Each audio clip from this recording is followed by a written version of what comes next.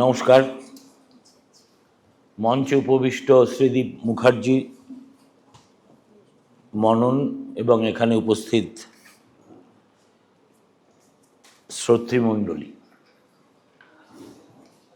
দেখুন, প্রথমেই একটা কথা আমি বলে নিই, সেটা হচ্ছে আমার সঙ্গে এই ইন্টেলেকচুয়াল ওয়ার্ল্ডের দূরত্ব কয়েক আলোকবর্ষের। আমি এই যাকে বলে বৌদ্ধিক চর্চার যে জগৎ, সেই জগতের বাসিন্দাও নই, আর বাসিন্দা হওয়ার কোনো প্রিটেনশনও আমার নেই। আমি সারাটা জীবন পল্লবগ্রাহিতা করেছি এবং পল্লবগ্রাহিতা করাটাকেই আমি একটা অত্যন্ত সম্মাননীয় কাজ বলে মনে করি, সেটাই করে গেছি। আমি যে আজকে হঠাৎ হংস মধ্যে বকযথা হয়ে আপনাদের সামনে এসেছি, তার একটা ব্যক্তিগত অনুষঙ্গ আছে। সেটা হলো, এখানে আপনাদের এই প্রতিষ্ঠানে একজন কর্মরত আছেন যার নাম রোশনি মুখোপাধ্যায়। সে অতি আমার স্নেহের পাত্রী। ইনফ্যাক্ট আমাদের সাংবাদিক জীবনের অনেক সুখ দুঃখের দিন আমরা একসঙ্গে কাটিয়েছি। হঠাৎ একদিন রোশনি যখন আমাকে ফোন করে বলল যে, সুমনদা, আপনি কি আমাদের ইনস্টিটিউটে আসবেন? এবং তারপরে যা হয়ে থাকে আর কি বিষয় নিয়ে কথাবার্তা। তো আমি ঠিক বুঝতে পারিনি হঠাৎ আমি কেন। এই ধরনের লেকচার আমি ছাত্রাবস্থায় অনেক শুনেছি, কিন্তু কোনোদিন লেকচারার হিসেবে এই ধরনের আসরে আমাকে ডাকা হবে এটা তো আমি ভাবিনি। তারপরে আমার সঙ্গে এই যে উদ্যোগের যিনি প্রধান কাণ্ডারি শ্রী মনন মণ্ডল, তার সঙ্গে আলাপ হলো। জানলাম তিনিও আমার কলেজের জুনিয়র, রোশনিও তাই। আসলে আমি এখন এমন একটা বয়সে পৌঁছে গেছি যেখানে আমার সিনিয়র আর বলে আর কাউকে খুঁজে পাই না।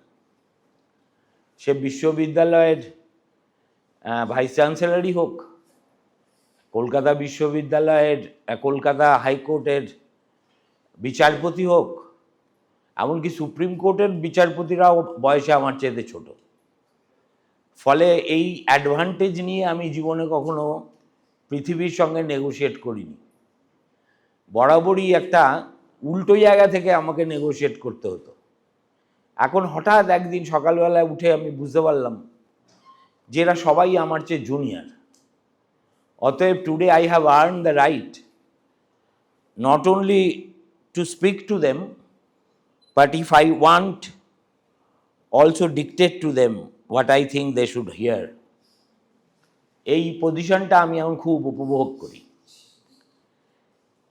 এখানে যখন আমি আসার কথা বলেছিলাম এবং একটা বিষয় নির্বাচনও করে ফেলেছিলাম, যেটা এখানে পোস্টারে দেখতে পাচ্ছি চতুর্দিকে সেঁটে দেওয়া হয়েছে, তখনও আমরা কিন্তু ভাবিনি যে পশ্চিমবঙ্গে একটা এত বড় রাজনৈতিক পালাবদল হয়ে যাবে।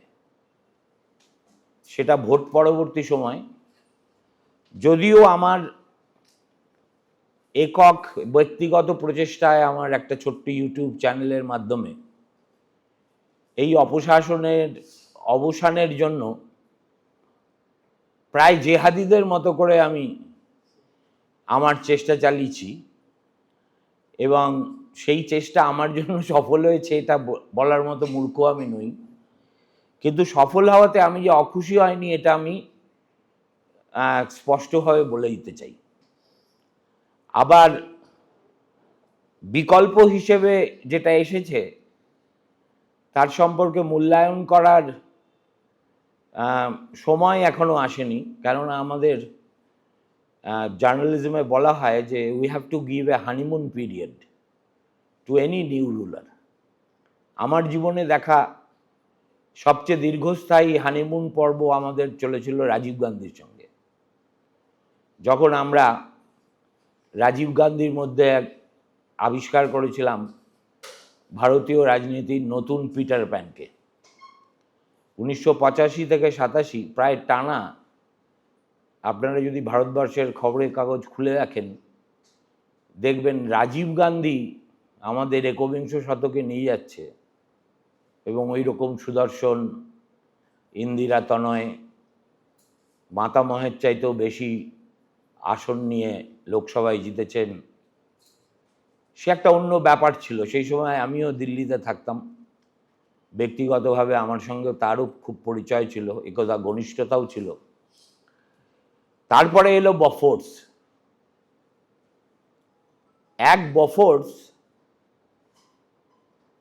রাজীব গান্ধীকে from Peter Pan to a brooding king লিয়ারে পরিণত করেছিল। সুতরাং রাজনীতিতে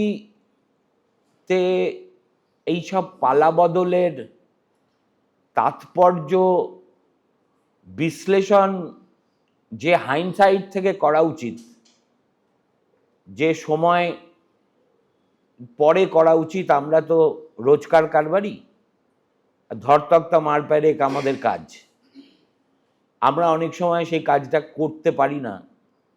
সেই জন্যে I am reserving my opinion about the present dispensation. আপনারা আমাকে মার্জনা করবেন, মাঝে মাঝে ইংরেজিতে আমি কথা বলে ফেলতে পারি, এর জন্যে আমাকে বাংলা স্ফিয়ারেও প্রচুর আমার শ্রোতারা গালাগাল করেন যে সুমনবাবু আপনি ইংরেজিতে বললেই পারেন। আমি বললাম হ্যাঁ পারি, কিন্তু বলি না আর কি। সে যাই হোক, কিন্তু এত কথা বলার পিছনে একটাই কারণ, সেটা হলো যখন আমাদের মধ্যে একটা মোটামুটি মৌখিক চুক্তি হয়েছিল যে আজকের বিষয়টা কি হবে, তখন আমি খুব বেশি ভাবনা চিন্তা না করেই বলে দিয়েছিলাম যে বর্ডার নিয়ে বললে কেমন হয়।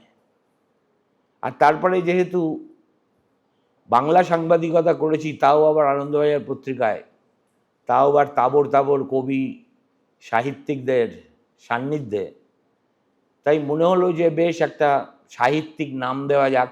সেটা করতে গিয়েও আরেকটা নাম চুরি করলাম, সেটা হচ্ছে সংসার সীমান্তে বলে একটা সিনেমা হয়েছিল, আপনারা জানেন।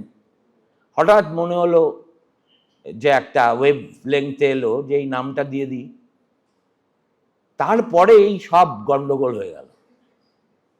ভোট এলো, ভোটে কি হলো আপনারা দেখেছেন। আজকে ঠিক 2 মাস হলো একটা নতুন সরকারও এসছে, এবং যেহেতু আমরা দৈনন্দিন খবরের কারবারি, এবং আমি বিশেষভাবে কতগুলো পর্যবেক্ষণ করাটাই তো এখন আমার বয়সের সময়, এখন তো আমি দৌড়ঝাঁপ করে খবর সংগ্রহ করি না, কিন্তু খবরের মধ্যে থেকে বোঝার চেষ্টা করি যে ভিতরে আসলে কি আরেকটা খবর লুক্কায়িত থাকলেও থাকতে পারে, বা যার অবয়ব আজকে আবছা লাগছে সেটা আগামীকাল কি চেহারায় আবির্ভূত হতে পারে। এই পরিপ্রেক্ষিতেই আমার মনে হলো যে আজকের বিষয়বস্তুটা আমি একটু বদলে দিয়ে বরঞ্চ আমি যদি এইরকম একটা শিরোনাম করি যে অকস্মাৎ এই আমাদের পার্টিশনের একটা অদৃশ্য প্রত্যাবর্তন ঘটল, তাহলে কেমন হয়। এই কথাটা আমি কিন্তু ভেবে চিন্তেই বলছি।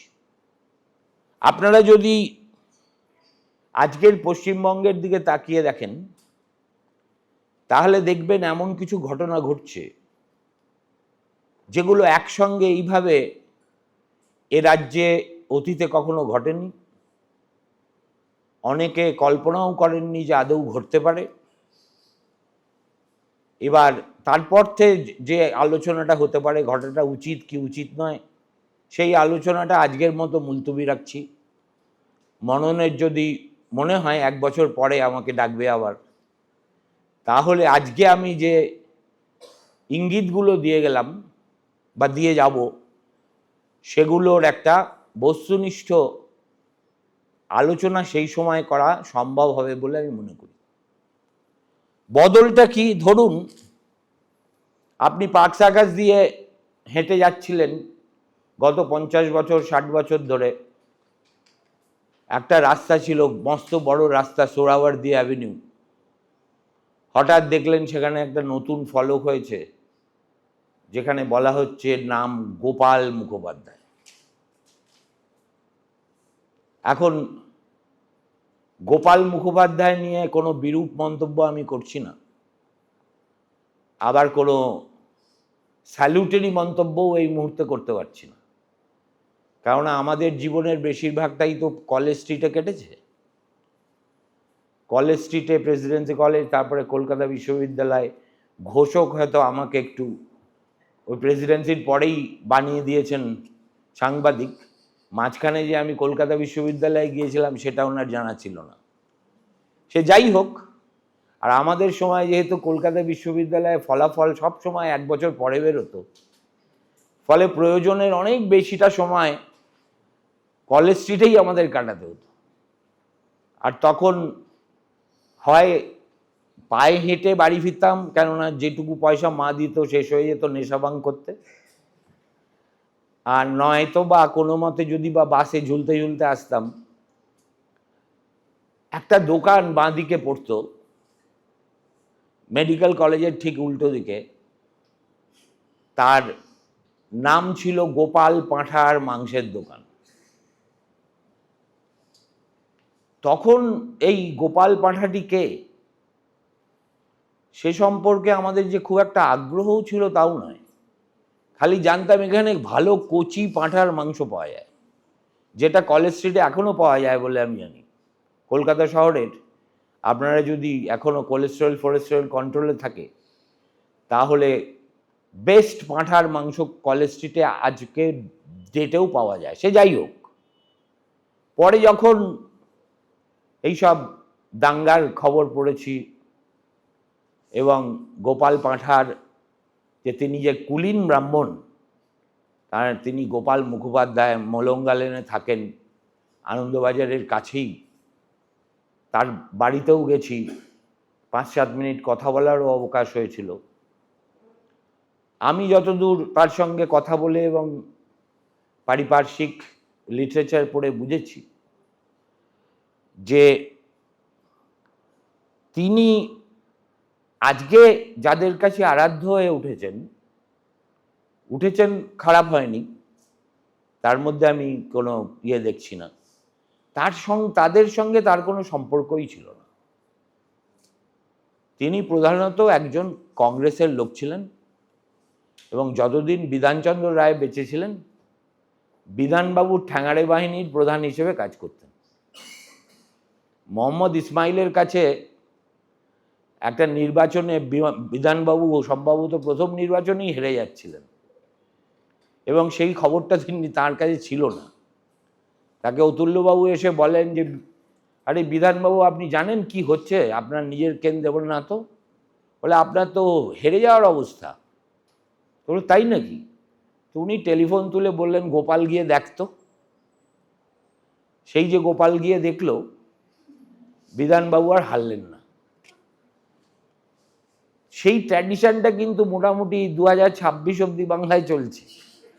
আমরা মিছিমিছি সিপিএমকে গাল দিই, টিএমসিকে গাল দিই, অচিরেই বিজেপিকেও দেব, কিন্তু আমরা যে একটা গ্লোরিয়াস পাস্টের উত্তরসূরি এবং তার সূচনা বহু আগে থেকে হয়েছে, সেটা খুব কনভিনিয়েন্টলি ভুলে থাকি।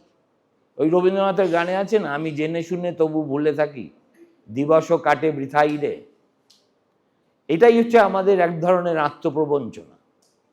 কিংবা ধরুন এই যে গোষ্ঠীতে মারপিট, যেটা কংগ্রেস জমানায় একদম জার্মেন ছিল, সেটা কি প্রথম সুব্রত মুখার্জি বনাম সোমেন মিত্রর লড়াইয়ে আমরা দেখেছিলাম, নাকি শত ঘোষ বনাম অশোক সেনের লড়াইয়ে? তার বহু আগে, আজকে হঠাৎ যিনি সাংঘাতিকভাবে নতুন পশ্চিমবঙ্গে প্রাসঙ্গিক হয়ে উঠেছেন, সেই শ্যামাপ্রসাদ মুখোপাধ্যায়ের শ্রদ্ধানন্দ পার্কের হিন্দু মহাসভার মিটিং ভেঙে দিতে সুভাষচন্দ্র বোস ঠ্যাঙাড়ে বাহিনী পাঠিয়েছিলেন, ভেঙেও দিয়েছিলেন। এবং সুভাষবাবু শুধু যে শ্যামাপ্রসাদের ক্ষেত্রে কাজ করেছিলেন তা নয়, তার আগে জেএম সেনগুপ্তর মিটিংও তিনি ভেঙে দিতেন। সুতরাং একটা গ্লোরিয়াস ট্র্যাডিশন আমাদের আছে, যে ট্র্যাডিশনটা কিন্তু প্রিডেটস all the discredited people that we talk about today. অভিষেক বন্দ্যোপাধ্যায়ের মতো রেকর্ড কারুর নেই, 7 লক্ষ ভোটে জেতা, কিংবা অনিল বোস আরামবাগে, কিন্তু এরকম মিনি অভিষেক, মিনি এগুলো মোটামুটি স্বাধীনতা আন্দোলনের আমাদের গোড়া থেকেই আমরা যদি ট্রেস করতে চাই বার করতে পারি। কিন্তু আমাদের একটা স্বভাব হলো যে সত্যটা অপ্রিয় সেটা ক্লসেটে ঢুকিয়ে দাও, এবং সেই কারণেই আমি নিজেদেরকে পুরোপুরি সভ্য জাত বলে মনে করি না। সভ্য জাতি যারা, বিশেষ করে পশ্চিমে, তারা যখন কোনো কিছু বেআব্রু করবে বলে ঠিক করে, তখন তারা they keep nothing away from public sight. জানি না এখানে কারুর ফোন চলছে না কমেন্ট্রি চলছে, যদি বন্ধ করেন ভালো লাগবে। তো আপনারা কতজন ফিলিপ জেগলারের একটা লর্ড মাউন্টব্যাটেনের বায়োগ্রাফি আছে, এত মোটা বই, দেখবেন যে মাউন্টব্যাটেনের ফ্যামিলি তার সমস্ত প্রাইভেট পেপার জেগলারের হাতে তুলে দিয়েছেন, দিয়ে বলেছেন রাইট এভরিথিং। তার অনেক বহুকাল পরে আমাদের আরেকজন ফ্রেঞ্চ হিস্টোরিয়ান কাম জার্নালিস্ট, তিনি ইন্দিরা গান্ধীর উপর একটা বায়োগ্রাফি লিখেছেন, নামটা এক্ষুনি আমার মাথায় আসছে না। বইটা যখন বেরোবে ঠিক তার আগে সোনিয়া গান্ধী ফতোয়া দিয়ে সেটা ভারতবর্ষে প্রকাশ বন্ধ করে দিলেন। কেন না, সেখানে তার এই মাউন্টব্যাটেনের সঙ্গে যে জওহরলাল নেহরুর ফষ্টি নষ্টির সব কথা খোলাখুলি বলা আছে। এই যে দেখুন, সোনিয়া গান্ধী কিন্তু ভারতীয় নন, তিনি একজন ইটালিয়ান রোমান ক্যাথলিক। কিন্তু ভারতবর্ষ এমন একটা জায়গা না, এমন এখানকার জলহাওয়া, যে এখানে সিঞ্চিত হয়ে গেলে লোকে মনে করে যে ভাই আমি কিছুতেই আমার গোপন কথাটি রবে না গোপনে, এটা আমি হতে দেব না, আমি গোপন করেই রাখবো, এবং সেটা যত হাস্যকর, যত বিড়ম্বনা দায়কই হোক না কেন। এত কথা বলছি এই জন্যে যে পরিবর্তনের সঙ্গে সঙ্গে আরও কয়েকটা পরিবর্তন ইতিমধ্যেই আমি দেখতে পাচ্ছি, যার মধ্যে একটা বললাম রাস্তার নামের পরিবর্তন। উদর পিণ্ডি বুদোর ঘাড়ে চাপিয়ে দিয়েছে। হাসান হোসেনের তফাত করতে পারেনি বেচারা যারা এই দায়িত্বে ছিলেন। এমনকি যাকে উদ্দেশ্য করে বলা হচ্ছে, যার নামে ওই রাস্তা ছিল, অর্থাৎ কলকাতা বিশ্ববিদ্যালয়ের প্রাক্তন উপাচার্য, ওই রাস্তাটা কিন্তু তার নামেও ছিল না। অথচ কত পল্লবিত কাহিনী শুনছি যে ওই সোহরাওয়ার্দী সাহেব অবশ্যই ভাইস চ্যান্সেলর ছিলেন, তিনি নাকি বীণা দাসকে ধরিয়ে দিয়েছিলেন, অমুক তমুক এইসব, কিন্তু ওই রাস্তাটা আসলে ছিল তার বাবার নামে, যিনি একজন প্রোফাউন্ড ইসলামিক স্কলার ছিলেন, রামমোহন রায়ের একজন কমরেডি, নাম বললে যা বোঝায় তাই ছিলেন। রামমোহন যখন সতীদাহ প্রথা বিলোপের কথা বলছেন তখন তিনি তার সঙ্গে ছিলেন। রামমোহন ফার্সিতে লিখতেন, তিনি সেগুলো বাংলায় অনুবাদ করে বাঙালিকে পড়িয়েছিলেন। কিন্তু ওই আর কি, গোপাল পাঠার ওই যে কি যেন বলে না ওটাকে, যেটা দিয়ে মাংস কুচি করে, ইতিহাস এইভাবে কুচি হয়ে গেল এবং আমরা নীরবে দেখলাম। আমার বয়স যখন কম ছিল তখন আমি রেগে যেতাম। আমি দেখলাম পরে রেগে গিয়ে আমারই ব্লাড প্রেশার উঠে যায়, নানাবিধ শরীর টরীর খারাপ হয়। বেস্ট হচ্ছে is to enjoy it, entertainment হিসেবে নিলে। আপনাদেরও আমি একই অনুরোধ করব, যেগুলো এসেনশিয়ালি বিনোদন হিসেবে নেবেন। কেননা জেনে রাখবেন যে এগুলো কোনোটাই খুব একটা স্থায়ী হবে না। এটা আজকে যারা লম্ফজম্প করছে করুক, আবার দেখবেন একটা গণদেবতা বলে বস্তু আছে। তো আমাদের বাঙালিদের ক্ষেত্রে সমস্যাটা হচ্ছে আমরা বড্ড গেঁতো। দেখুন গত অর্ধ শতকে বাঙালি কি করলো, মাত্র দুটো সরকারের বদল ঘটালো। একটা সরকার 34 বছর ক্ষমতায় বসে আছে, তারা নিজেরাই বলছে এবার যাই যাই যাই, বাঙালি বলছে না যাবেন না যাবেন না যাবেন না, আপনার থাকুন। আরেকটা সরকার যাদের একটা পুরসভা চালানোর যোগ্যতা ছিল না, তাদেরকে আমরা 15 বছর রেখে দিলাম। কিন্তু এই যে অর্ধ শতকে বাঁদরের গলায় মুক্তোর মালা পরালে পরিণতি কি হয়, সেই বোধটাও কিন্তু ইতিহাসের বোধ। আমার ধারণা সেই বোধে আমাদের ভবিষ্যৎ প্রজন্ম তার থেকে শিক্ষা নিয়ে এর পরে যারা আসবে তাদের 5-10 বছরেরও বেশি টিকতেই দেবে না। এটাই আমার শেষ বিচারে। তো আর কিছু করার নেই, বিপ্লব করে কিছু করা যাবে না। রোশনিরা একদা চেষ্টা করেছিল, হয়নি সফল। রোশনি মানে রোশনির দাদারা। অন্য কোনোভাবে হবে না। সংসদীয় গণতন্ত্রের কোনো বিকল্প নেই। ভরসা রাখতে হবে আমাদের দেশের মানুষের উপর এবং তাদের প্রজ্ঞার উপর। তারা দরিদ্র হতে পারে, কিন্তু তাদের রাজনৈতিক চেতনা কখনো আন্ডার এস্টিমেট করবেন না। সে যাই হোক, সুতরাং হঠাৎ করে দেখা যাচ্ছে রাস্তার নাম বদলে যাচ্ছে, শ্যামাপ্রসাদ মুখোপাধ্যায়ের 125তম জন্মবার্ষিকী নিয়ে ধুন্ধুমার কাণ্ড লেগে যাচ্ছে।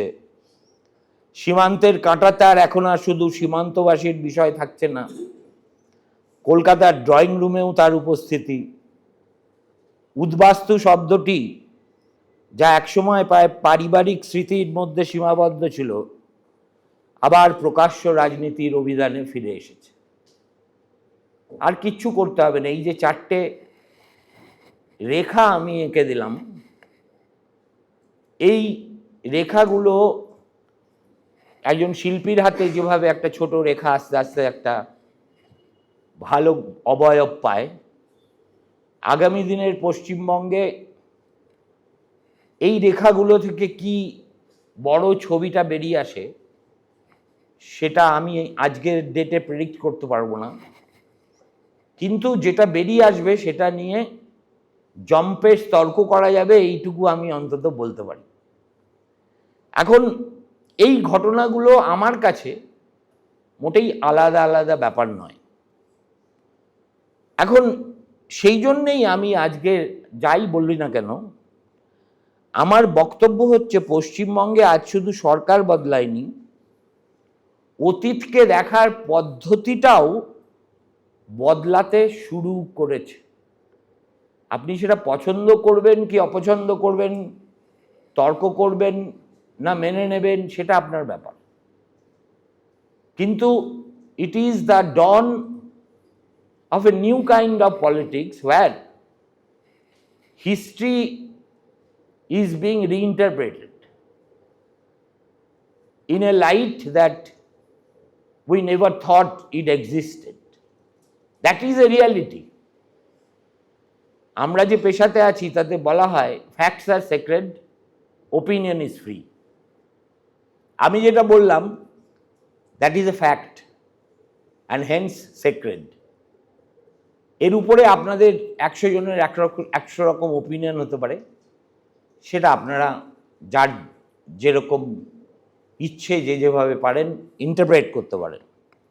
এবং সেই কারণেই দেশভাগ, যাকে আমরা বহুদিন ইতিহাসের একটি সমাপ্ত অধ্যায় বলে মনে করেছিলাম, আবার কিন্তু বর্তমানের ভাষায় ফিরে আসছে।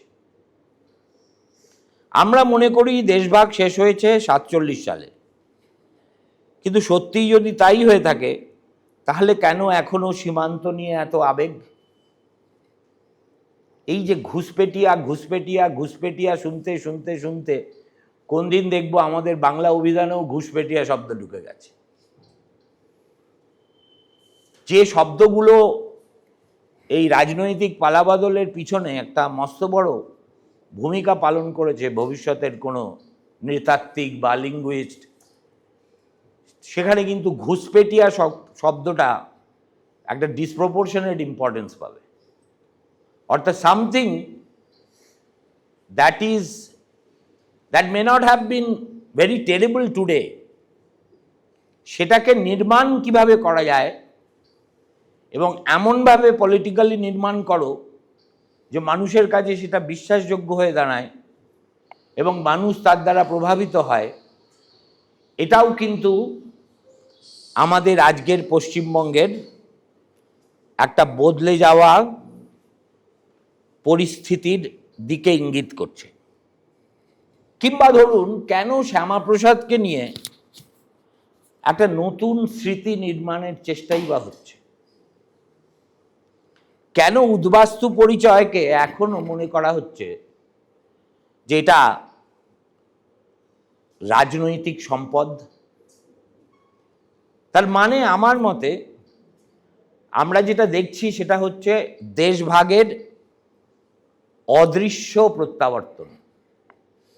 এই অদৃশ্য প্রত্যাবর্তনটা বেশি দিন অদৃশ্য থাকবে না, ধীরে ধীরে দৃশ্যমান হবে, আরো বেশি করে আরো বেশি করে আরো বেশি করে।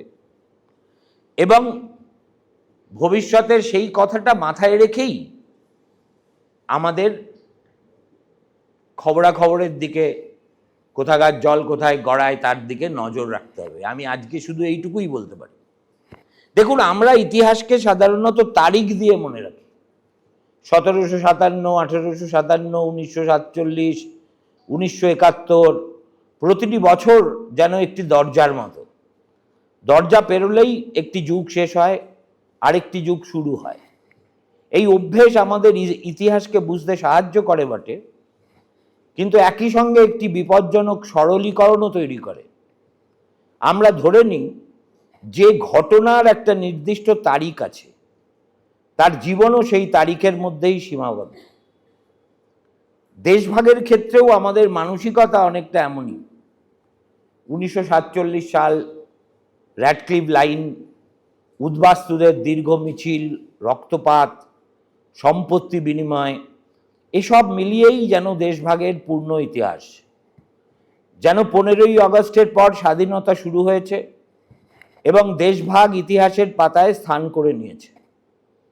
কিন্তু সত্যিই কি তাই? একটি দাগ কি কেবল মানচিত্রে আঁকা যায়, নাকি সেই দাগ মানুষের স্মৃতি, ভাষা, পারিবারিক ইতিহাস, রাজনৈতিক কল্পনা এবং সামাজিক সম্পর্কের মধ্যেও বহু প্রজন্ম ধরে বেঁচে থাকে? আজকের আলোচনার শুরুতেই আমি আপনাদের এই ভাবনার সূত্রটাই আবছাভাবে পেশ করতে চাই।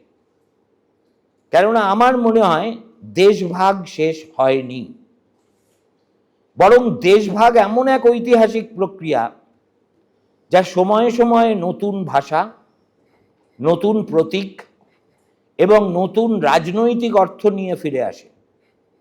কখনো তা স্পষ্ট, কখনো তা প্রায় অদৃশ্য।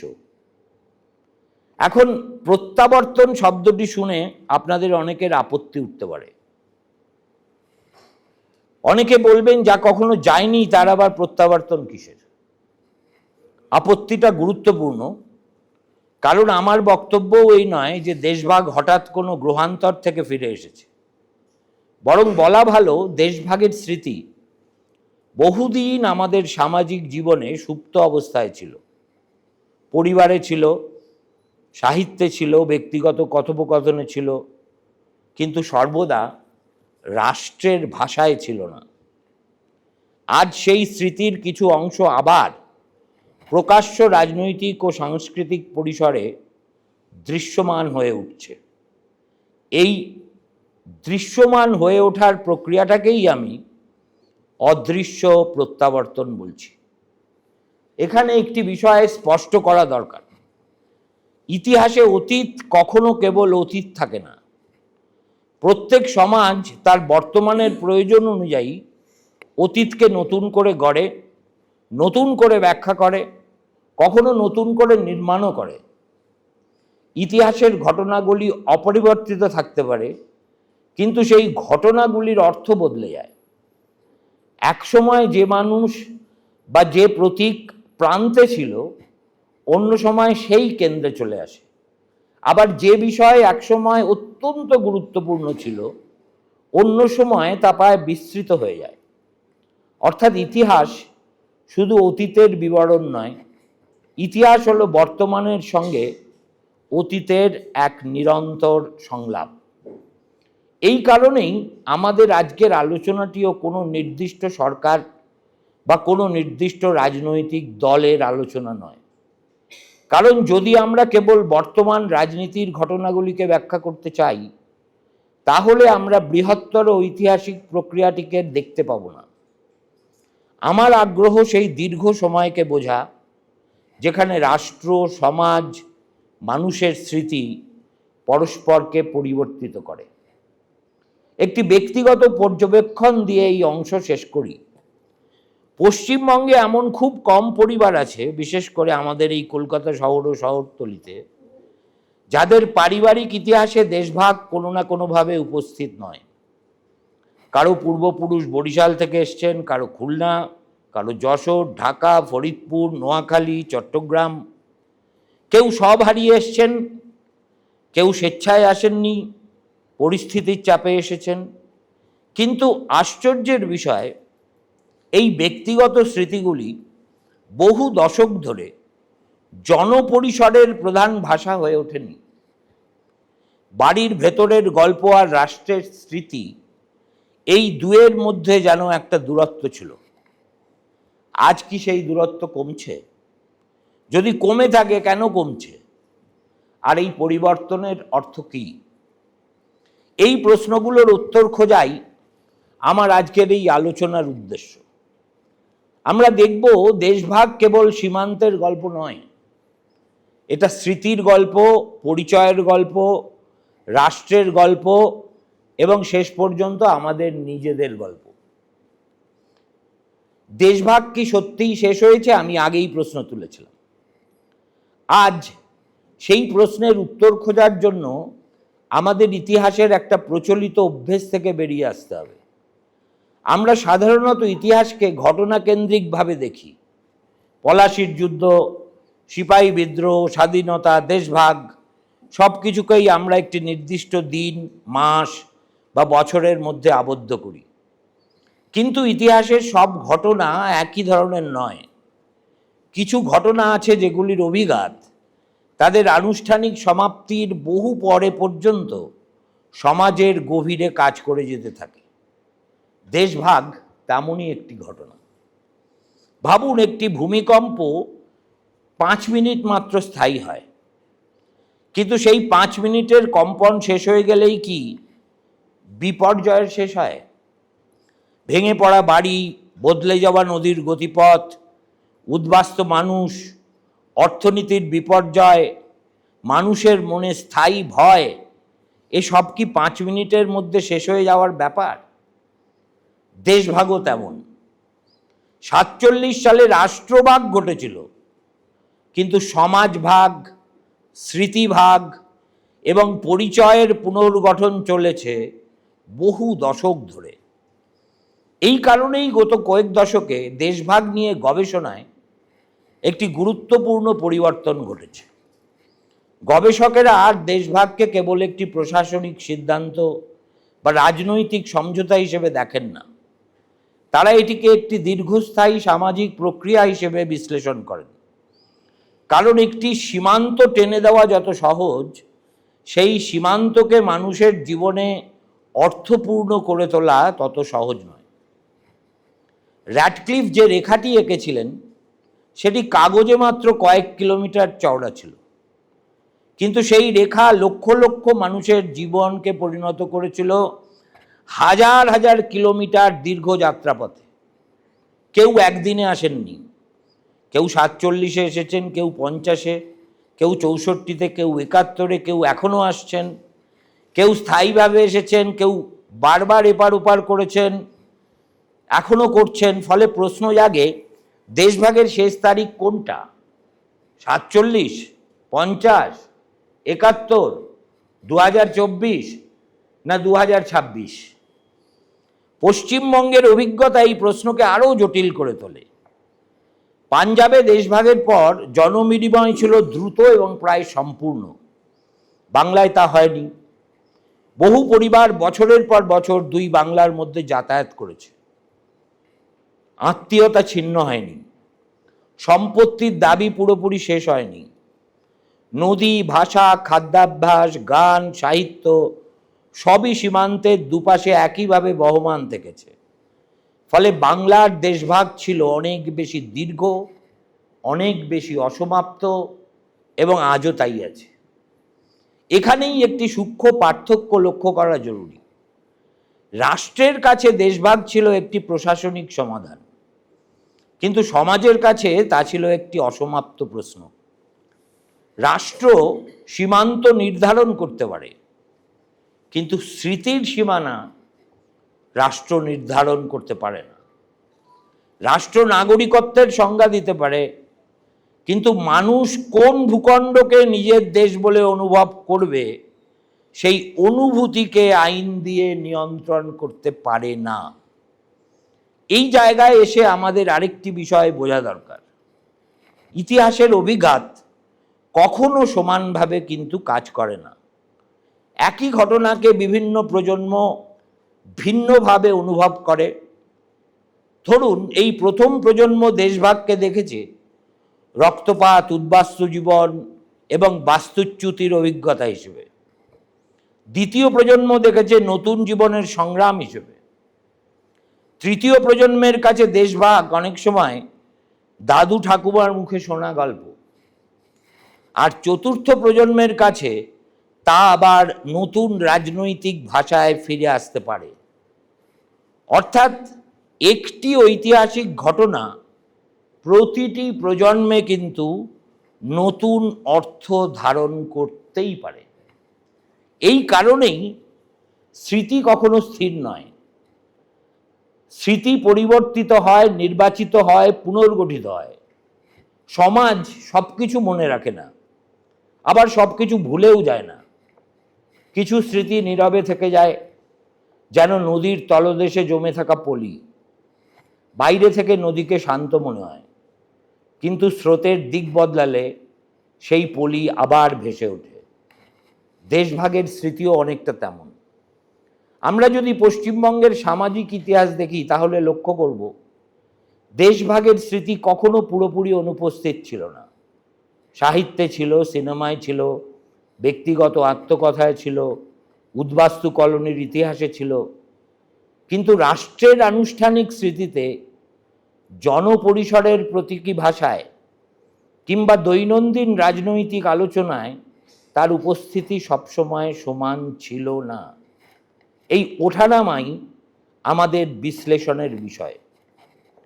তাই আমি যখন বলছি দেশভাগের অদৃশ্য প্রত্যাবর্তন, তখন আমি কোনো অলৌকিক প্রত্যাবর্তনের কথা বলছি না। কিন্তু আমি বলতে চাইছি, সমাজের গভীরে বহুদিন ধরে সঞ্চিত কিছু স্মৃতি বিশেষ ঐতিহাসিক মুহূর্তে আবার নতুন অর্থ নিয়ে প্রকাশ্যে উঠে আসে।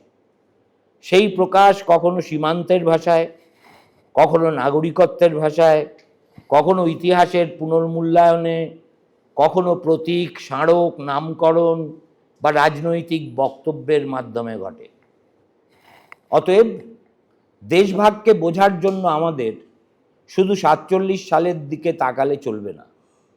তাকাতে হবে 1950, 64, 71, 91, 2019 কিংবা বর্তমান সময়ের দিকেও।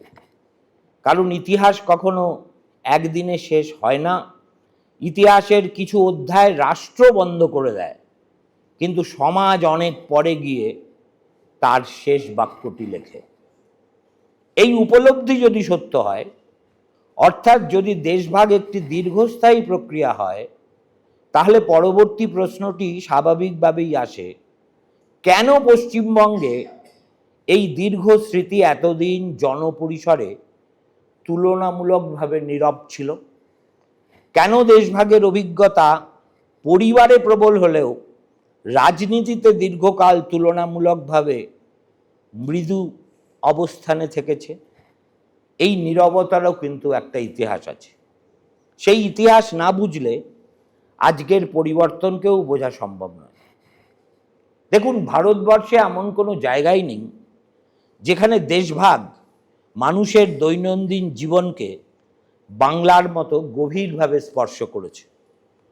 তবু স্বাধীনতার পর দীর্ঘ কয়েক দশক পশ্চিমবঙ্গের রাজনৈতিক ভাষায় দেশভাগ কিন্তু প্রধান বিষয় হয়ে ওঠেনি। উদ্বাস্তু ছিল, উদ্বাস্তু কলোনি ছিল, পূর্ববঙ্গের স্মৃতি ছিল, হারিয়ে যাওয়া বাড়ির গল্প ছিল, কিন্তু দেশভাগকে ঘিরে একটি সর্বগ্রাসী রাজনৈতিক স্মৃতি গড়ে ওঠেনি। কেন? এই প্রশ্নের উত্তর সহজ নয়। এর পেছনে রয়েছে রাষ্ট্র, সমাজ, রাজনৈতিক সংস্কৃতি এবং বাঙালির আত্মপরিচয়ের এক জটিল ইতিহাস। প্রথমেই একটা বিষয় মনে রাখা দরকার, পশ্চিমবঙ্গে দেশভাগের অভিজ্ঞতা ছিল দ্বিমুখী। একদিকে তা ছিল অসীম বেদনার, বাস্তুচ্যুতি, দারিদ্র্য, অনিশ্চয়তা, পরিচিত পৃথিবী হারিয়ে ফেলার ক্ষত। অন্যদিকে ছিল নতুন জীবন গড়ে তোলার এক অসাধারণ সংগ্রাম।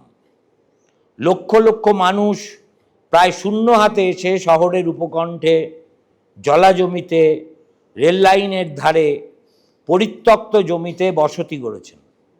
তারা ঘর বানিয়েছেন, স্কুল করেছেন, বাজার গড়েছেন, সমবায় তৈরি করেছেন। অর্থাৎ দেশভাগ তাদের কাছে শুধু হারানোর ইতিহাস ছিল না, পুনর্গঠনের ইতিহাসও ছিল। এই যে পুনর্গঠনের অভিজ্ঞতা একটি গুরুত্বপূর্ণ রাজনৈতিক মনোভাব তৈরি করে। উদ্বাস্তু সমাজের বড় অংশ অতীতের স্মৃতিকে বুকে নিয়ে বেঁচেছেন ঠিকই, কিন্তু তাদের প্রতিদিনের লড়াই ছিল ভবিষ্যৎকে ঘিরে। সন্তানকে পড়ানো, চাকরি পাওয়া, মাথার ওপর ছাদ তৈরি করা, সামাজিক মর্যাদা অর্জন করা, এই বাস্তব প্রয়োজনগুলি অতীতের স্মৃতিকে অনেক সময় ব্যক্তিগত পরিসরের বাইরে আসতেই দেয়নি। এর সঙ্গে যুক্ত হয় পশ্চিমবঙ্গের রাজনৈতিক ইতিহাস। স্বাধীনতার পর ধীরে ধীরে যে রাজনৈতিক সংস্কৃতি গড়ে ওঠে, বিশেষ করে বামপন্থী রাজনীতির দীর্ঘ প্রভাবের ফলে, সেখানে শ্রেণী ছিল কেন্দ্রীয় বিশ্লেষণের বিষয়, সম্প্রদায় নয়। শোষক শোষিত, শ্রমিক কৃষক, জমিদার ভূমিহীন, এই ভাষা ছিল রাজনীতির মুখ্য অভিধান। দেশভাগের স্মৃতি সেখানে পুরোপুরি অনুপস্থিত ছিল না, কিন্তু তার তুলনায় গৌণ ছিল। উদ্বাস্তু প্রশ্নকে দেখা হতো পুনর্বাসন, জমির অধিকার, নাগরিক সুযোগ সুবিধে এবং অর্থনৈতিক বঞ্চনার প্রশ্ন হিসেবে, সভ্যতার বিচ্ছেদ বা ধর্মীয় পরিচয়ের প্রশ্ন হিসেবে নয়। এখানে আমি কোনো মূল্যায়ন করছি না, কেবল একটি ঐতিহাসিক বাস্তবতা তুলে ধরছি। ভাই, প্রচণ্ড গরম লাগছে, এবার একটু চালানো দরকার। এই রাজনৈতিক ভাষা বহু মানুষের কাছে গ্রহণযোগ্যও ছিল, কারণ উদ্বাস্তুদের জীবনের বড় সমস্যা তখন ধর্মীয় পরিচয় নয়, বরং বাসস্থান, কাজ, সামাজিক নিরাপত্তা। ফলে তাদের অভিজ্ঞতার একটা অংশ রাজনৈতিক স্বীকৃতি পেলেও আরেকটি অংশ ব্যক্তিগত স্মৃতি হিসেবেই রয়ে গেল। কিন্তু ব্যক্তিগত স্মৃতি মানেই কি বিস্মৃতি? বরং অনেক সময় ব্যক্তিগত স্মৃতি আরও দীর্ঘস্থায়ী হয়। বাঙালি পরিবারের ভেতরে দেশভাগ বেঁচেছিল গল্পের মাধ্যমে। দুপুরের ভাত খেতে বসে দিদিমা বলছেন, আমাদের বাড়ির পুকুরটা এমন ছিল, বরিশালের আমের স্বাদ আর কোথাও পাইনি। দুর্গাপুজোর সময় পুরো গ্রাম এক হয়ে যেত, একদিন হঠাৎ চলে আসতে হলো। এইসব বাক্য কোনো ইতিহাস বইয়ে লেখা ছিল না, কিন্তু এগুলোই ছিল জীবন্ত ইতিহাস। এখানে একটি সূক্ষ্ম বিষয় লক্ষ্য করার মতো, এই গল্পগুলির অধিকাংশই রাজনৈতিক ভাষায় বলা হতো না। খুব কম মানুষ বলতেন আমরা দেশভাগের শিকার, বরং তারা বলতেন আমাদের দেশ ওদিকে ছিল। এই দেশ শব্দটির মধ্যে ছিল গভীর আবেগ। রাষ্ট্র বদলে গেছে, কিন্তু স্মৃতির ভূগোল বদলায়নি। ফরিদপুর, যশোর, বরিশাল, বিক্রমপুর এই নামগুলি মানচিত্রের নামের চেয়ে বেশি ছিল এক হারানো সময়ের প্রতীক। সাহিত্য এই নীরব স্মৃতিকে ধারণ করেছিল অসাধারণ শক্তির সঙ্গে। উপন্যাস, ছোট গল্প, আত্মজীবনী, কবিতা সবখানেই দেশভাগ উপস্থিত। কিন্তু লক্ষ্য করলে দেখা যাবে বাংলার সাহিত্য দেশভাগকে কেবল রাজনৈতিক ঘটনা হিসেবে লেখেনি। সেখানে দেশভাগ মানে হারিয়ে যাওয়া উঠোন, নদী, ভাষার টান, আত্মীয়ের মুখ, উৎসবের স্মৃতি, অসমাপ্ত প্রেম, ভাঙা পরিবার। অর্থাৎ সাহিত্য এমন একটা স্মৃতিকে বাঁচিয়ে রেখেছিল যা রাজনৈতিক স্লোগানের চেয়ে অনেক বেশি জটিল। এই কারণেই আমি মনে করি পশ্চিমবঙ্গে দেশভাগকে বোঝার জন্য কেবল রাজনৈতিক ইতিহাস পড়লে হবে না। পারিবারিক ইতিহাস, মৌখিক ইতিহাস, সাহিত্য, লোকস্মৃতি সব কিছুকে একসঙ্গে পড়তে হবে। কারণ রাষ্ট্র যা মনে রাখে সমাজ সবসময় তাই মনে রাখে না। আবার সমাজ যা মনে রাখে রাষ্ট্রও সবসময় তাকে স্বীকৃতি দেয় না। এখানেই আসে নির্বাচিত বিস্মৃতির ধারণা। প্রতিটি রাষ্ট্রই কিছু বিষয়কে স্মরণ করে, কিছু বিষয়কে আড়াল করে। কারণ রাষ্ট্রেরও একটি আত্মকাহিনী থাকে। স্বাধীনতার পরে ভারতের আত্মকাহিনীর কেন্দ্রে ছিল স্বাধীনতা, গণতন্ত্র, উন্নয়ন এবং জাতীয় সংহতি। দেশভাগের বিভীষিকাকে স্বীকার করা হয়েছে, কিন্তু দীর্ঘকাল ধরে জাতীয় পরিচয়ের কেন্দ্রীয় প্রতীক করা হয়নি। পশ্চিমবঙ্গেও আমরা তার প্রতিফলন দেখেছি। ফলে দেশভাগের স্মৃতি সমাজে ছিল, কিন্তু রাষ্ট্রের আনুষ্ঠানিক স্মৃতিতে তার স্থান ছিল সীমিত। তবে ইতিহাসের একটা নিয়ম আছে, যে স্মৃতি দীর্ঘদিন নীরব থাকে তা বিলুপ্ত হয় না, বরং নতুন কোনো সামাজিক বা রাজনৈতিক পরিস্থিতিতে সে নতুন ভাষা খুঁজে নেয়। কখনো একটি মূর্তি, কখনো একটি স্মৃতিসৌধ, কখনো একটি রাস্তার নাম, কখনো একটি সীমান্ত, কখনো একটি নাগরিকত্ব আইন, এই সবের মধ্যে দিয়ে পুরনো স্মৃতি নতুন অর্থ লাভ করে। তখন আমরা মনে করি ইতিহাস ফিরে এসেছে। প্রকৃতপক্ষে ইতিহাস ফিরে আসে না, ফিরে আসে ইতিহাসকে দেখার নতুন দৃষ্টিভঙ্গি। আমার ধারণা আজকের পশ্চিমবঙ্গে সেই রকমই একটা সন্ধিক্ষণে আমরা দাঁড়িয়ে আছি। ব্যক্তিগত স্মৃতি ধীরে ধীরে জনস্মৃতিতে রূপান্তরিত হচ্ছে। পরিবারে বলা গল্প রাষ্ট্রের ভাষায় প্রবেশ করছে। যে দেশভাগ এতদিন মূলত ব্যক্তিগত অভিজ্ঞতা ছিল, তা এখন প্রকাশ্য রাজনৈতিক এবং সাংস্কৃতিক আলোচনার বিষয় হয়ে উঠেছে। এই রূপান্তরকে বোঝা ছাড়া বর্তমান পশ্চিমবঙ্গকে বোঝা সম্ভব নয়। কেন সীমান্ত হঠাৎ এতকাল পরে দৃশ্যমান হয়ে ওঠে? কেন কাঁটাতার শুধু নিরাপত্তার পরিকাঠামো থাকে না, স্মৃতিরও প্রতীক হয়ে ওঠে? কেন রাস্তার নাম পরিবর্তন, মূর্তি নির্মাণ, শ্যামাপ্রসাদ মুখোপাধ্যায়ের পুনরাবিষ্কার কিংবা উদ্বাস্তু ইতিহাসের পুনর্মূল্যায়ন একটি বৃহত্তর প্রক্রিয়ার অংশ বলে মনে হয়? আমার আজকের আলোচনার সংক্ষিপ্ত পরিসর কিন্তু এইটুকুই। তবে আমি কিন্তু কোনো নির্দিষ্ট সরকারের নীতি বা কোনো রাজনৈতিক দলের কর্মসূচি সমর্থনও করছি না, সমালোচনাও করছি না, গোড়াতেই সে কথা বলেছি। আমার আগ্রহ অন্যত্র। একজন ইতিহাসের ছাত্র হিসেবে আমি জানতে চাই কেন কিছু প্রতীক বিশেষ সময়ে হঠাৎ এত গুরুত্বপূর্ণ হয়ে ওঠে। এই প্রশ্নের প্রথম উত্তর আমি খুঁজব সীমান্ত দিয়ে। আমরা যারা স্বাধীনতার বহু বছর পরে জন্মেছি তাদের কাছে সীমান্ত অনেকটা মানচিত্রের একটা রেখা, স্কুলের অ্যাটলাসে একটা রঙিন দাগ, ভূগোলের বইয়ে একটি আন্তর্জাতিক সীমানা, অথবা খবরের কাগজে কখনো সখনো প্রকাশিত একটি সংবাদ। কিন্তু সীমান্তে বসবাসকারী মানুষের কাছে সীমান্ত কখনো মানচিত্রের রেখা নয়, সেটি প্রতিদিনের বাস্তবতা। কোথায় জমি শেষ হবে, কোথায় কাঁটাতার উঠবে, কখন ফটক খুলবে, কোন আত্মীয়কে দেখতে গেলে কত কাগজ লাগবে, সীমান্ত তাদের জীবনের অংশ। পশ্চিমবঙ্গের বৃহত্তর নাগরিক সমাজে সীমান্ত বহুদিন যেন প্রান্তিক বিষয় ছিল।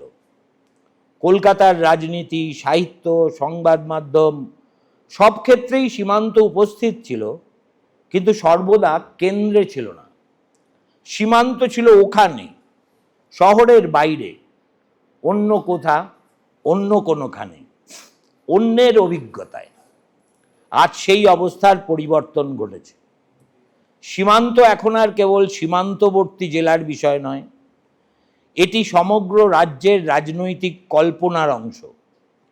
সীমান্ত নিয়ে বিতর্ক হয়, নির্বাচন হয়, জনসভা হয়, সংবাদ মাধ্যমে নিয়মিত আলোচনা হয়। অর্থাৎ সীমান্ত ক্রমশ দৃশ্যমান হচ্ছে। এই দৃশ্যমানতাকে আমরা কিভাবে ব্যাখ্যা করব? প্রথমেই বুঝতে হবে সীমান্ত কেবল একটি ভৌগোলিক কাঠামো নয়, সীমান্ত কিন্তু একটি মানসিক ধারণাও। একটি রাষ্ট্র তার সীমান্তকে যেভাবে কল্পনা করে, সেই কল্পনার মধ্যেই তার আত্মপরিচয়ের একটি অংশ নিহিত থাকে। কোনো কোনো সময় সীমান্ত নিরাপত্তার প্রতীক হয়ে ওঠে, কোনো সময় উন্নয়নের, আবার কোনো সময় জাতীয় পরিচয়ের। এই জায়গায় এসে কাঁটাতারের কথাও আসে। কাঁটাতারকে আমরা সাধারণত একটি প্রকৌশলগত ব্যবস্থা বলে ভাবি, এটি মানুষ বা পণ্য চলাচল নিয়ন্ত্রণের উপায়। কিন্তু কাঁটাতারের একটি প্রতীকী জীবনও আছে। কাঁটাতার দৃশ্যমান করে দেয় সেই বিভাজনকে যা একসময় কাগজে ছিল। একটি রেখা চোখে দেখা যায় না, কিন্তু কাঁটাতার দেখা যায়। ফলে কাঁটাতার কেবল সীমান্ত রক্ষা করে না, সীমান্তকে প্রতিদিন মানুষের চোখের সামনে উপস্থিত রাখে। এখানেই একটি ঐতিহাসিক বৈপরীত্য আছে। বাংলার সাংস্কৃতিক স্মৃতিতে নদী একটি সংযোগের প্রতীক। পদ্মা, মেঘনা, যমুনা, ইছামতি, তিস্তা নদী মানুষকে শুধু সংযুক্ত করেছে। দেশভাগ সেই নদীগুলোর উপর রাজনৈতিক রেখা টেনেছে, কিন্তু কাঁটাতার সেই অদৃশ্য রেখাকে দৃশ্যমান স্থাপত্যে পরিণত করল। অর্থাৎ রাষ্ট্র একটি মানচিত্রকে একটি ভূদৃশ্যে রূপান্তরিত করে ফেলেছে। এই পরিবর্তনের সাংস্কৃতিক অভিঘাত কিন্তু গভীর, কারণ মানুষ যা প্রতিদিন দেখে তাই ধীরে ধীরে তার মানসিক জগতের অংশ হয়ে ওঠে। এক সময় যে সীমান্ত ছিল দূরের একটি ধারণা, তা এখন প্রতিদিনের সংবাদ, প্রতিদিনের রাজনৈতিক ভাষা, প্রতিদিনের কল্পনার উপাদান। এখানেই আমি একটি বৃহত্তর তাত্ত্বিক প্রশ্ন তুলতে চাই। রাষ্ট্র কি শুধু আইন প্রণয়ন করে? না, রাষ্ট্র স্মৃতিও নির্মাণ করে। রাষ্ট্র শুধু রাস্তা বানায় না, সে মানচিত্রও শেখায়। শুধু বিদ্যালয় তৈরি করে না, পাঠ্য বইও নির্বাচন করে। শুধু স্মৃতিসৌধ নির্মাণ করে না, কোন স্মৃতি স্মরণযোগ্য কোনটা নয় তাও নির্ধারণ করার চেষ্টা করে। এই কারণেই ইতিহাসে প্রতীক এত গুরুত্বপূর্ণ। ধরুন একটি রাস্তার নাম পরিবর্তন হলো, আপাত দৃষ্টিতে এটি একটি প্রশাসনিক সিদ্ধান্ত, কিন্তু সমাজবিজ্ঞানের দৃষ্টিতে এটি একটি স্মৃতি রাজনীতির অংশ।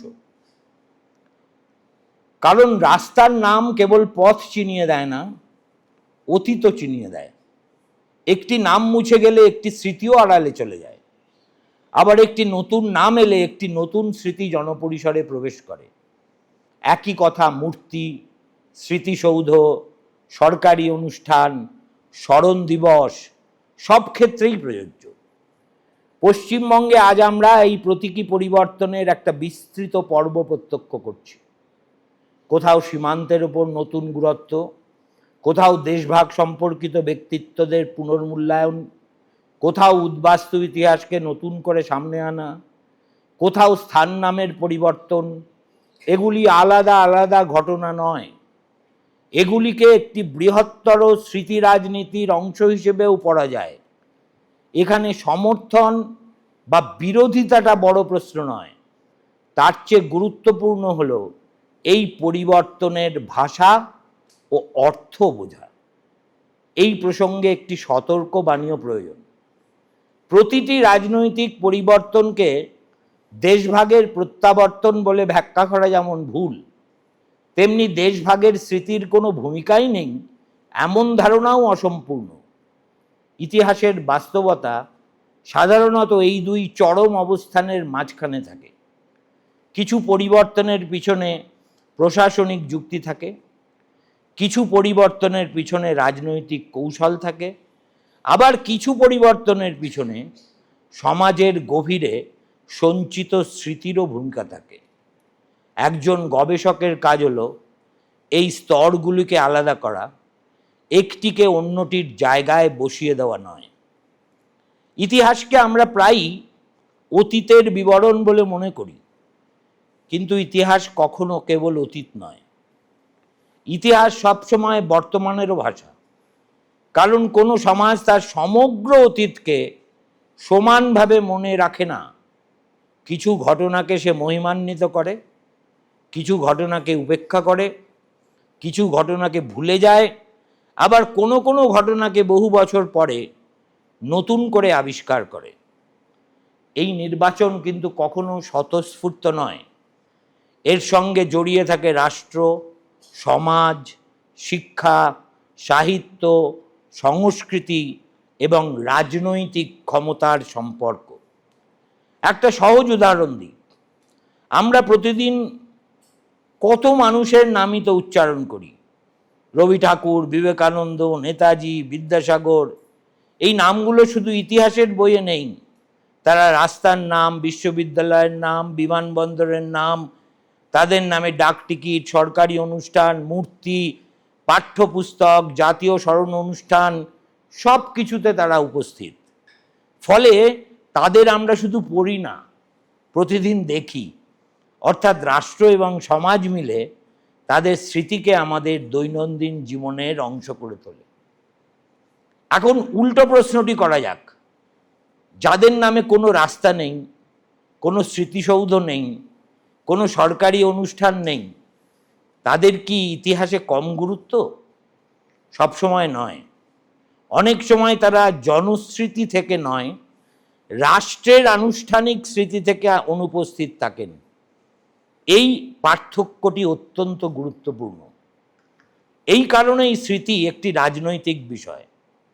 রাজনৈতিক শব্দটি এখানে আমি দলীয় অর্থে নয়, ক্ষমতা এবং নির্বাচন সংক্রান্ত অর্থে প্রয়োগ করতে চাই। কোনো সমাজ কোনো অতীতকে সামনে আনবে আর কোন অতীতকে পিছনে সরিয়ে রাখবে, এই সিদ্ধান্ত তার আত্মপরিচয়কে গড়ে তোলে। ফরাসি ইতিহাসবিদ পিয়ের নেরো একটি গভীর পর্যবেক্ষণ করেছিলেন। তিনি বলেছিলেন, আধুনিক সমাজ যখন স্বাভাবিক স্মৃতিচর্চা হারাতে শুরু করে, তখন তারা কৃত্রিমভাবে স্মৃতির স্থান তৈরি করে। স্মৃতিসৌধ, জাদুঘর, জাতীয় দিবস, আর্কাইভ, স্মারক, প্রতীক। কারণ স্মৃতিকে ধরে রাখার জন্য তখন প্রতিষ্ঠান দরকার হয়। অর্থাৎ স্মৃতি কেবল মনে থাকে না, তাকে নির্মাণও করা হয়। এই নির্মাণের প্রক্রিয়া আমাদের চারপাশে দৃশ্যমান। কোনো নতুন স্মরণ দিবস চালু হওয়া, কোনো পুরনো দিবসের গুরুত্ব বাড়া, কোনো পাঠ্য বইয়ের অধ্যায় বদলানো, কোনো ঐতিহাসিক ব্যক্তিত্বের পুনর্মূল্যায়ন, এসবই স্মৃতির স্থাপত্যের অংশ। এখানে একটি বিষয় বিশেষভাবে লক্ষণীয়, রাষ্ট্র কিন্তু কখনো বলে না আমরা ইতিহাস বদলাচ্ছি। রাষ্ট্র সাধারণত বলে আমরা বিস্তৃত ইতিহাসকে সামনে আনছি। এই বাক্যটি গভীরভাবে বিশ্লেষণ করার মতো, কারণ ইতিহাসে প্রায় প্রত্যেক যুগই মনে করে আগের যুগ কিছু বিষয় ভুলে গিয়েছিল আর এখন সেই ভুল সংশোধন করা হচ্ছে। ফলে ইতিহাসের লড়াই অনেক সময় অতীত নিয়ে নয়, অতীতের ব্যাখ্যা নিয়ে হয়ে থাকে।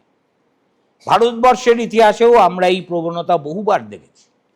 স্বাধীনতার পর একটি জাতীয় বয়ান গড়ে উঠেছিল, পরে সেই বয়ানের সমালোচনা হয়েছে, আবার নতুন বয়ান তৈরি হয়েছে।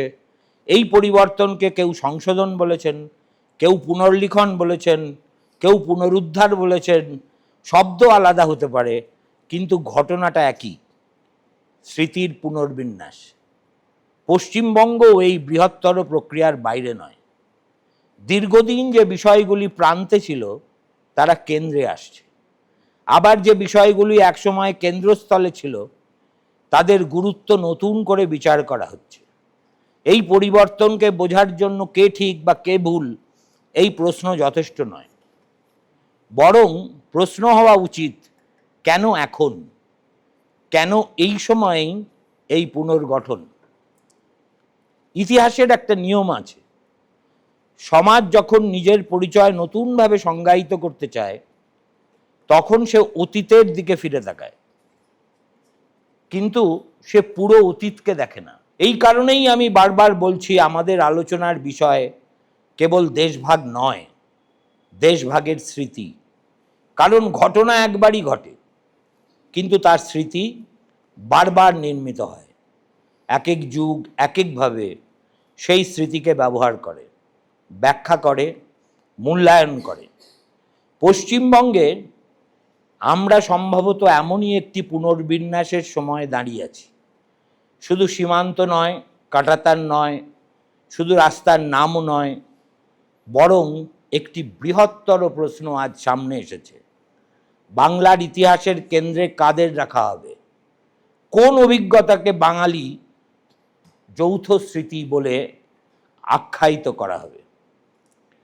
এই প্রশ্নের উত্তর খুঁজতে গেলেই আমরা পৌঁছে যাই এমন কয়েকজন ইতিহাসের ব্যক্তিত্বের কাছে যাদের ভূমিকা নিয়ে দীর্ঘদিন বিতর্ক ছিল, এখনও আছে। তাদের মধ্যে অন্যতম শ্যামাপ্রসাদ মুখোপাধ্যায়।